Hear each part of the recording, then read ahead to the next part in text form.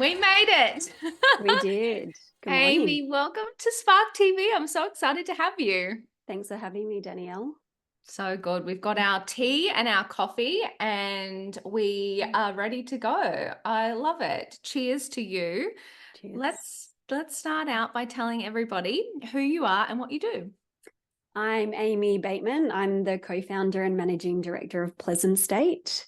Pleasant State was developed to solve issues around plastic and toxic chemicals in our homes.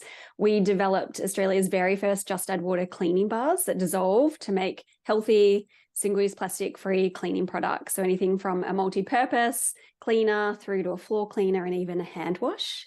What's even better is that they actually work, which is often a concern that people have in the space when it comes to more non-toxic, I guess, safer cleaning products.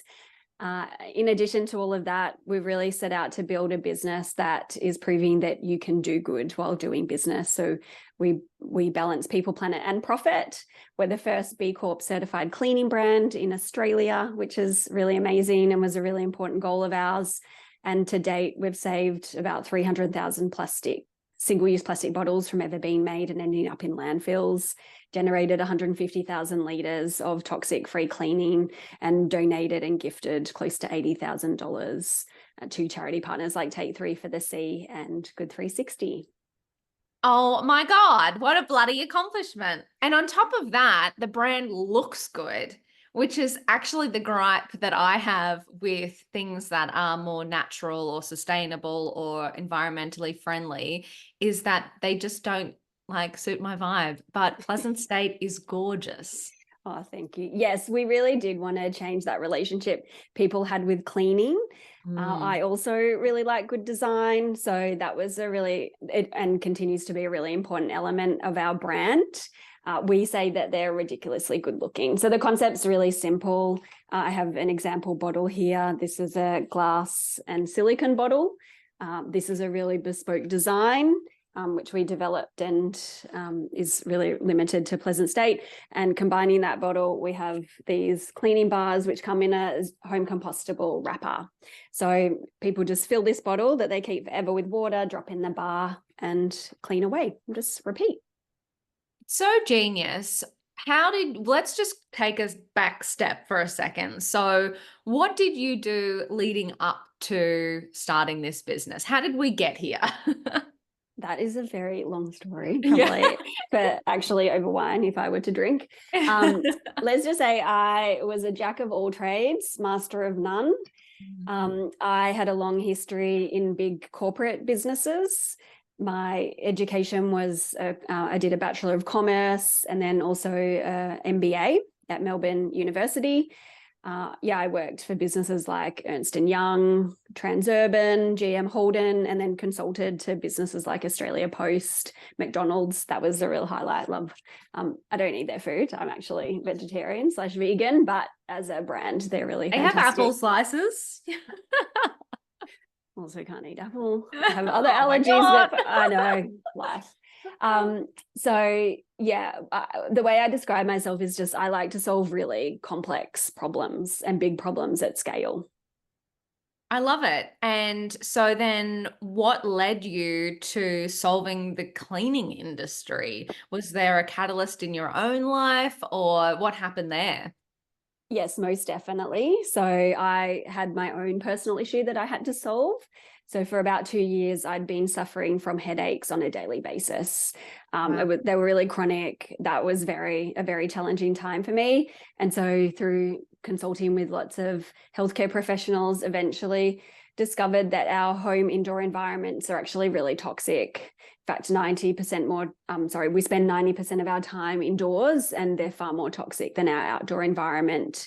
In fact, the EPA considers indoor air environment or indoor air pollution to be in the top 5 risks to environmental health globally.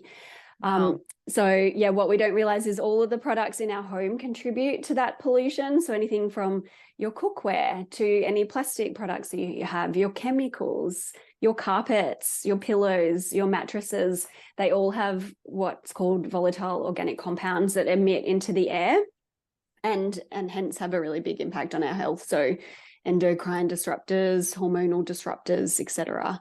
Mm. And so I had gone through a journey, which was also very challenging, of targeting different areas in my home. But when it came to cleaning products, that was actually a really big issue. Just bear with me while I have a drink. Yeah, no, go for it. You Yes. deserve it. You deserve it. So there were no cleaning products at the time that were plastic free, because plastics emit emissions into our homes, nor products that, even though they had things like organic in their name, they were still using really harsh ingredients, including artificial fragrances. In fact, 1 in 3 people are impacted by artificial fragrances and will have headaches like me, but 70% of people don't know about that. Wow. And so I just remember using this product that I thought was safe, and my headache would escalate to a migraine. And I contacted the company that actually no longer exists, interestingly. And they were a big one in mainstream supermarkets. And they just said, no, we don't have a problem here. But that was not true. Like, it's a really hidden problem, because this category is unregulated. You don't even have to disclose chemicals. And unlike food or beauty products, they've undergone massive transformations. We care a lot about what we ingest. We care a lot about what we absorb onto our skin, but we don't consider inhalation, which after injection is actually the fastest route to entering your bloodstream. And so, yeah, I was like, all right, well, a product doesn't exist. I need to find something. And at the time, I came across Just Add Water cleaning products overseas. So they had existed commercially for a very long time. This idea of just diluting a product, so think of Barocca, but for cleaning. But direct to consumer hadn't been packaged up in a nice way. But that was changing overseas. There was a US company that I had come across, but when you couldn't get in Australia. And then when I looked at it, it had a lot of issues with the product, still using acrylics and plastics in the bottle. The product didn't work effectively, which meant people wouldn't switch long term. So yeah, just decided this would give me an opportunity to pursue my passion in addressing environmental issues, because if we had a refill system, we could eradicate single-use plastics. Also, obviously, my need to address my own health issue by creating something that not only eradicated plastics as much as possible, but used much safer yet effective ingredients. So yeah, that's how that was born. Oh my God, that is so incredible. Isn't it interesting that, the stats you just rattled off, this is not like a small problem you had and went, I'll just, invent my own little thing. This is a mass problem that we all probably don't realize. Like, it's literally, I'm just sitting here in my office box now going, oh my God, I need to open some windows and get outside today, because that's just given me paranoia. But so interesting that it's actually a mass consumer problem that no one has cared to solve until now. Yeah, definitely. And at the end of the day, I do think organizations have a responsibility for ensuring their products are safe. But what I think as consumers we need to understand is it can be an accumulation over time. So little bits here and there all really add up. Not to like scare people, because there are definitely some easy fixes. I tend to just focus on one area of my home and change that before moving on to another, so it doesn't get really overwhelming. But yes, I think being really considered about what we do bring into our home, what we are not only eating, absorbing, and inhaling is a really good step. And then looking for brands that also care about these issues and are making better for you products is really important. Yeah, and it's really interesting your point about inhalation. I've got 2 Spark members who are working on medical delivery via inhalation. So delivering drugs, like medicinal drugs, like real drugs, not naughty drugs, via the nostril. They'll hate me, I've just butchered that. But the idea is that you're right. Like, that's, just such a powerful way to get anything into the bloodstream very quickly. So much so that they're doing that in the medical industry. But I guess as a consumer, you don't think like that. You don't think about all of the things around you. And the interesting thing about inhalation is it's invisible. We can't see what's actually coming into our systems. Totally. However, I do believe we have a response to it, right? Because if you think most people actually don't enjoy cleaning, like there's a group of people who do, but a lot of people, the experience is really unpleasant. Why? Well, they not only don't look very good, as we've identified, but remember, you think you're trapped in a confined space, you're cleaning your bathroom, you do that as you're breathing that in. That's a very unenjoyable experience. When you finish it, you probably have a headache, or you're feeling dizzy. There's a whole lot of discomfort, but you associate that kind of smell and experience with efficacy and cleaning, but that's not true. Those things don't have to go hand in hand. And in fact, we're proving that with Pleasant State, hence why changing that experience so it not only looks good, it smells good, and it's effective, and you don't have that experience at the end. We did a bit of a collaboration with Dyson. Well, I shouldn't say collab, they wouldn't love that. They gifted us a couple of their air purifiers. So Sean and I did this, my co-founder, Sean, who looks after marketing, did this really cool a piece of content where we put the air purifier in my bathroom, and we put all of our personal protective equipment in there and sprayed traditional cleaning products, and just watched what happened to the air purifier. And it was going from green to red. So green indicates that the air is good quality, red is that there's a problem, and the air purifier had to work. So the fan ramps up, it would say high volatile organic compounds. One of the products, which is a very well-known window cleaner, triggered the formaldehydes. And not only that, like, we would leave the room coughing and spluttering, and by the end I had a headache, which wasn't awesome. And then we repeated the experience with Pleasant State. So no personal protective equipment, stayed in the room, sprayed it. And then, we didn't know what was going to happen. Like, we obviously assume, given we've put a lot of work into our ingredients and making sure that they're safe, we didn't know what would occur with the Dyson, but it just stayed in the green.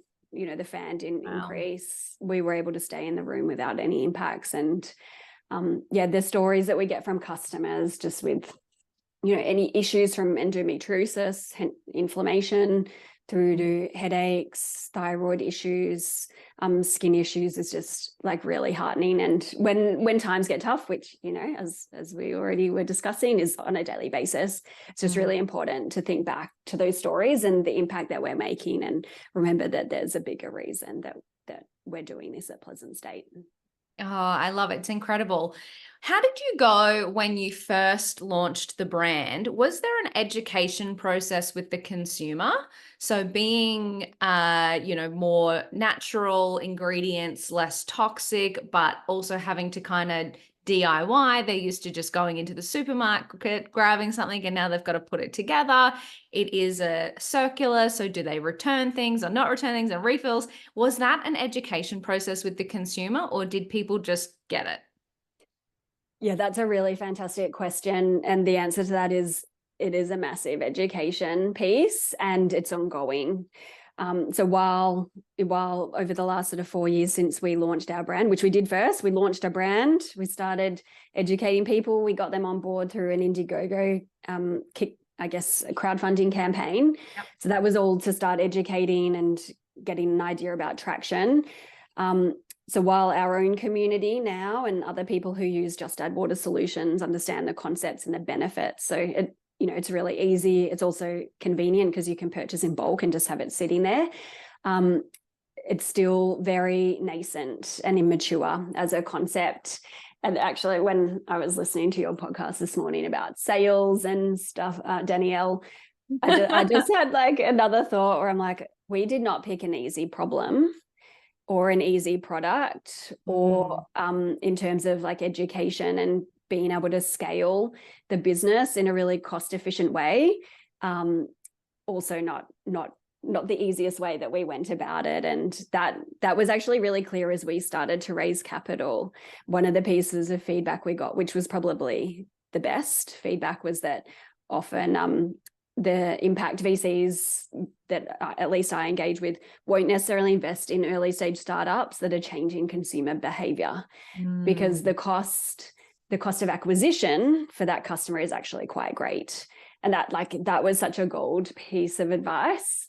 And yeah, I wonder if I was to do this again, would I have chosen a different problem? Probably not, right? Because this one really resonated, and I don't like doing easy things. But I do think it's a really important thing to think about when you're starting a business is how much education is there, and what will it take to educate people and get them on board.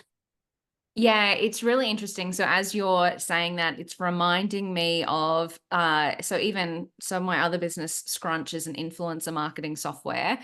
And I remember, so we started that over a decade ago now, and I didn't realize that we would have to tell people what influencers were. So I'm a sales and marketing person. So in my industry, I'm like, I don't get why people don't get what this is, and we'd had bloggers for the decade before that. I'm like, this makes so much sense. So even in a category like marketing, where we weren't really changing the world, we still had to do so much education. And even through our capital raising journey, like years in, when we were an established business, one of our shareholders was like, okay, when you talk to this group, you've got to explain what influencers are first. Yes. And I was like, wow, like still? So as a category that you're actually changing consumer behavior, I can only imagine that it's just, still ongoing. And it is interesting, like something that will probably never go away. Yeah, probably. Yeah, I imagine so. Even though we're quite comfortable with concentrates in other categories, like even salt as a refill kind of mechanism is one of those. There's plenty of other kind of concentrates or refills, but in this category it's really different. And now, like obviously we're being predominantly direct to consumer until last week. We launched into a range of whites IGAs up here on the Sunshine Coast. And so direct to consumer, that education piece is actually very different and a bit easier, because we can use video, we can use emails, we can use influencers, as you discussed, to really explain it, and can continue to do that.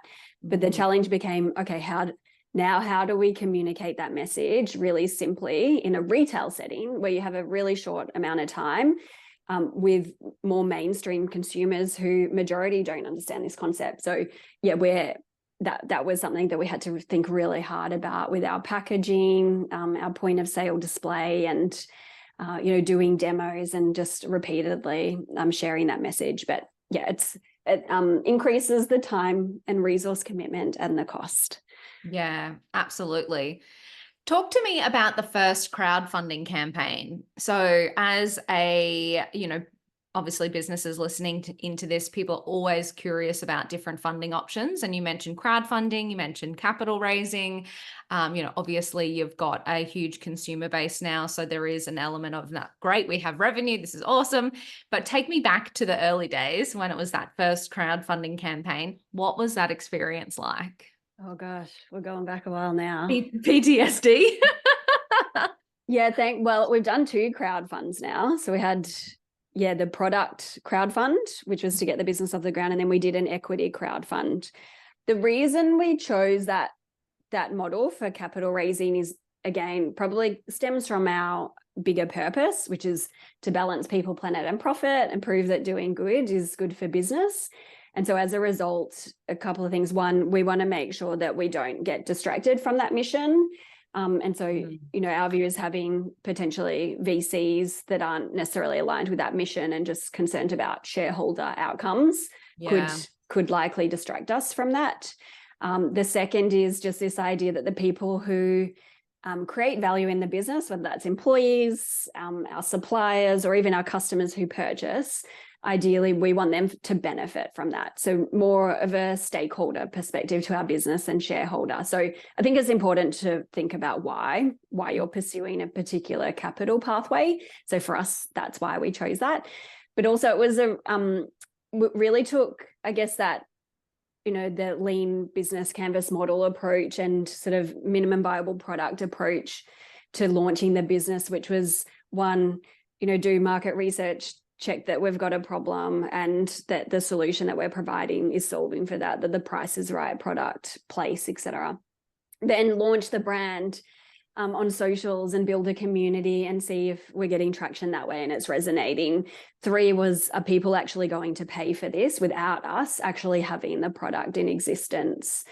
So the Indiegogo campaign really allowed us to do that. Obviously, we incentivized through graded discounting, which actually that was something that we had to correct really early on through the campaign. But we wanted to prove that we had to hit a minimum target. People were actually going to pay before we would proceed with the business. So it was really, I guess, a hurdle for us to prove, yes, we're solving a real problem. The product is right, the price is right, and there's a market for this. The experience, wow, yeah, it was way harder than I thought it was going to be.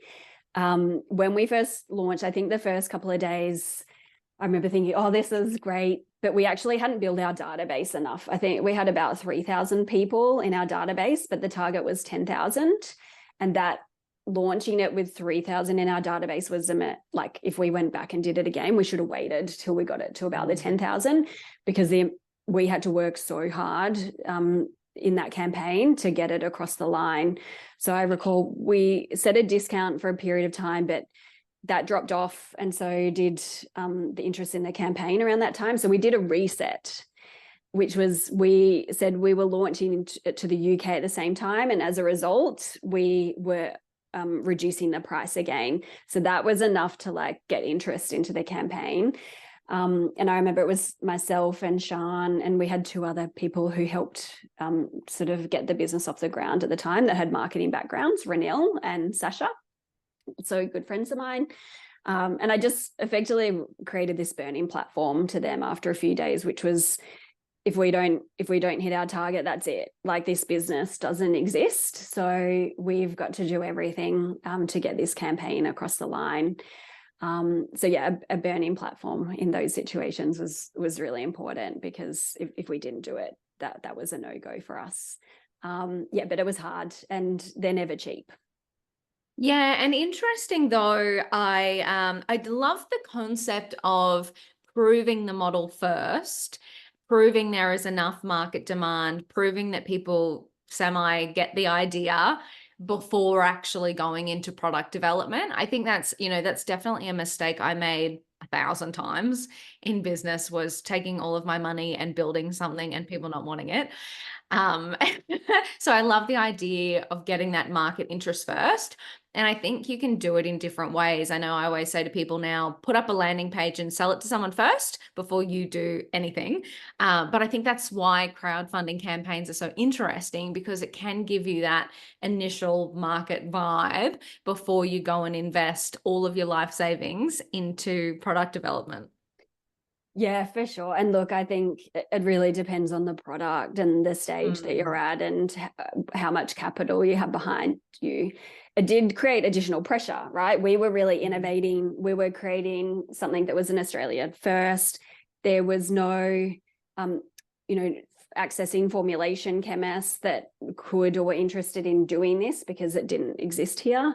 Finding a manufacturing facility that would do it, it didn't exist. No one was interested in Australia or New Zealand. In fact, it was 3 people who just really believed in our mission of eradicating plastics and toxins that banded together and had the skills, and they started a manufacturing business. So, wow. We launched the brand, we launched the campaign, but we were still creating the very first formulation for our multi-purpose while trying to find or set up the manufacturing capability. So I just recall, I think we got to October and we had promised delivery in December, and our second manufacturer fell through. Wow. And that, like, you've already got, we raised $87,000 from 1,500 backers. So already we have this community that's waiting, and we don't know if we're going to get off the ground, right? So that, yeah, and I know other people have had similar experiences. So the pressures become a bit different. The risk is very different in that situation. But yes, obviously there are benefits that you haven't gone out and made something that people are not going to buy. We already knew that people were going to buy it. Oh my God, it's incredible. So talk to me a bit more about the product development phase. So you mentioned that there were no manufacturers in Australia and New Zealand who had the capabilities, or perhaps the interest in getting the capabilities.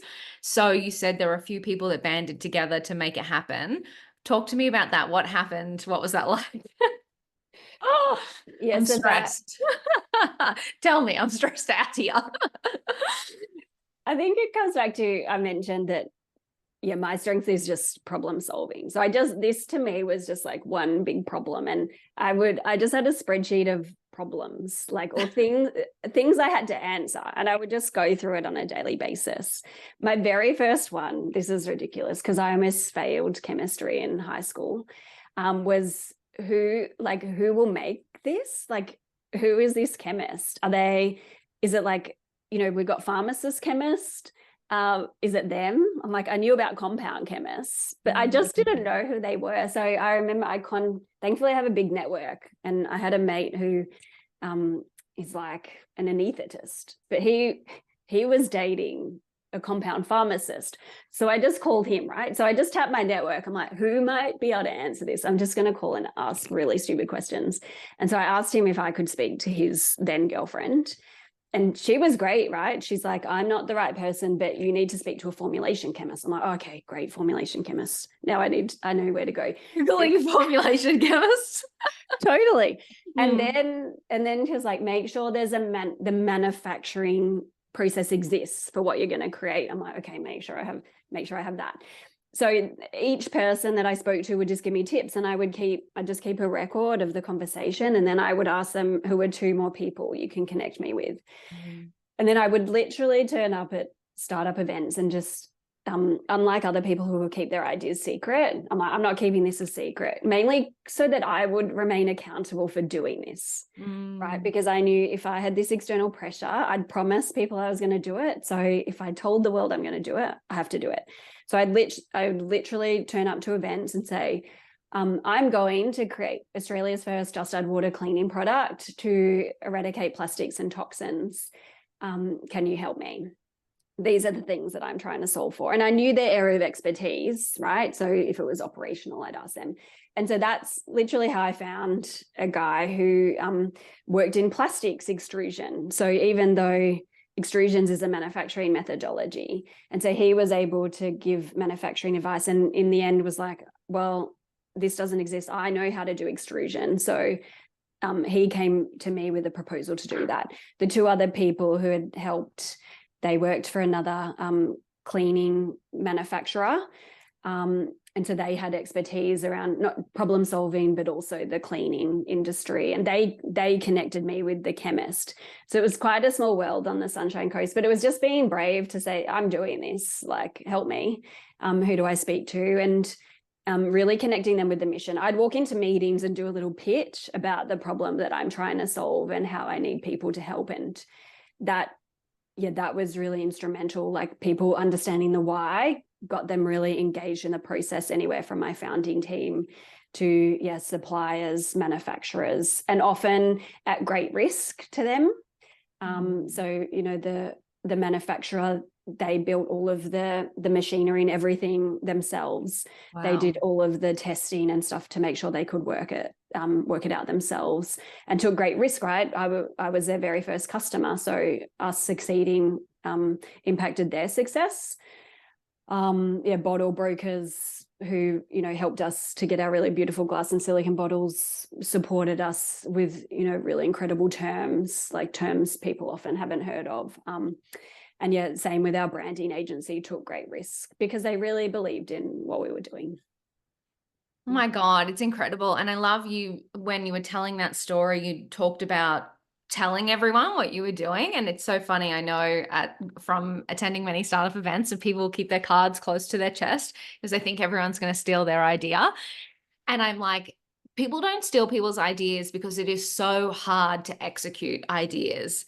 And it always surprises me in a good way that people are so keen to support you and your mission, right? Like, people recognize that you are the one executing, you are the one doing the hard work. So they're so keen to help. It's just the best lesson to share your vision and ask for help. I love it.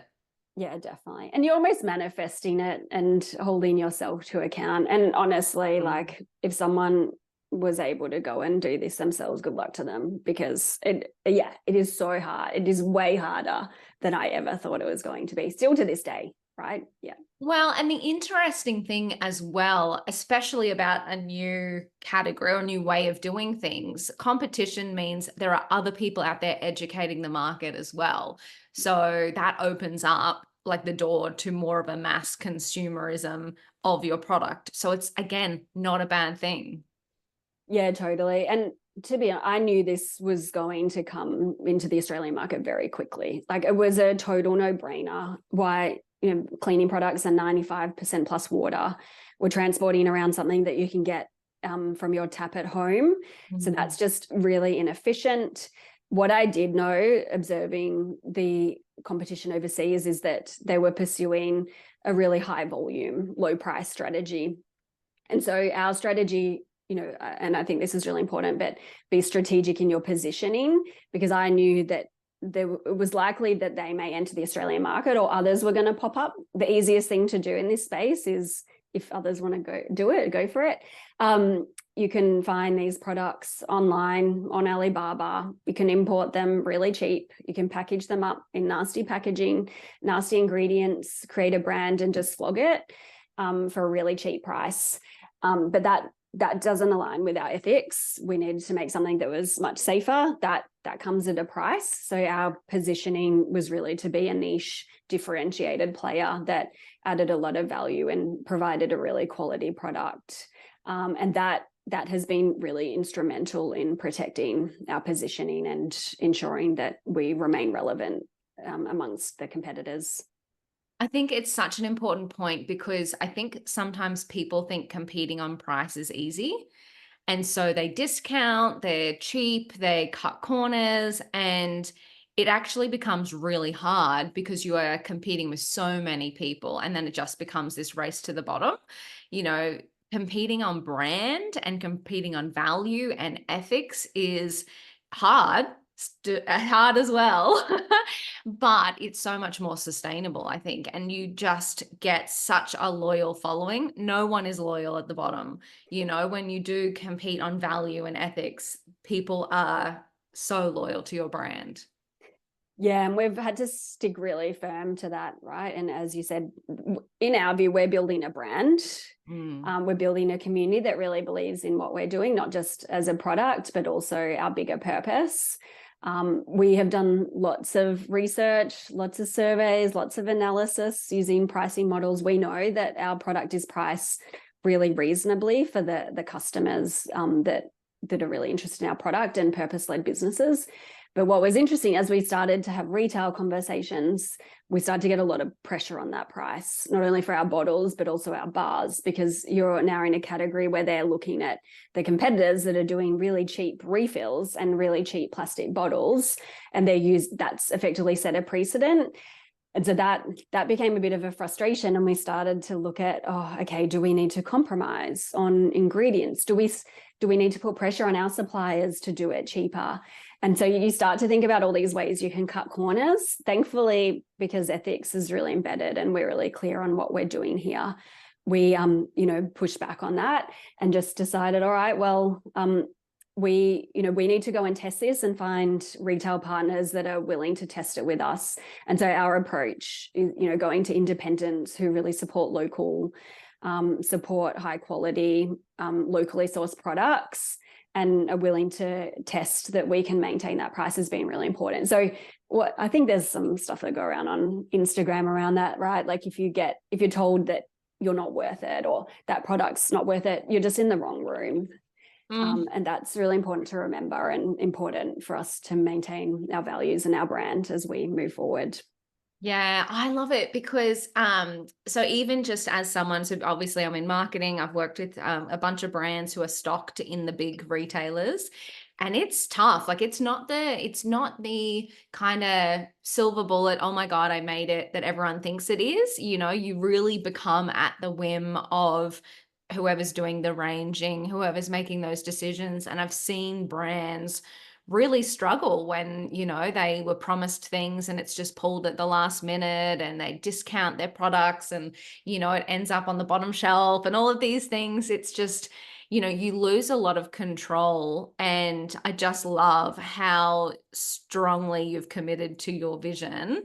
And I love as well that you recognize, oh, okay, do we need to make other decisions? Like you explore that and go, no, that's not aligned, no, that's not aligned, and find another way. I just think it's incredible.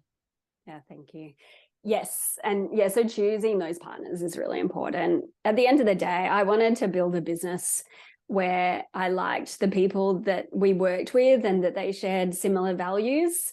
I'm not, which is frustrating at times, I'm really not money motivated. So there's other things that really motivate me. Yeah, and working with people that do the right thing is really critical. There would be nothing worse for me than finding a partner that's not aligned. That would be a sure way to demotivate me very quickly. Absolutely. Well, you are amazing. Let's wrap this podcast with one last piece of advice. So, reflecting on your time in business, what would be a piece of advice that you would give to another woman on her journey in business? Yes, this piece of advice came from another woman many, many years ago when I worked in big corporate. And it's that you should do one thing that scares you a little every day. Just one thing. Back then, for me, it was actually speaking up in meetings. I had this pathological fear because I'd been told off once for speaking up when there were senior people. So that for me, that's where I started, right? Just in a meeting saying one thing. And what that does is it compounds over time, and you'll find in 6 months, in 12 months, or 10 years, you'll be doing things that you just never thought you'd be doing. And that piece of advice has definitely supported me in getting to this place at Pleasant State, because yes, still probably I have to do 10 things a day that scare me, but I've built up the muscle to deal with that fear. Incredible. Amy, thank you so much for your time and wisdom. I know everyone tuning in would have gotten so much value out of that. So I appreciate you so much. Thank you so much. It was great to share the Pleasant State journey.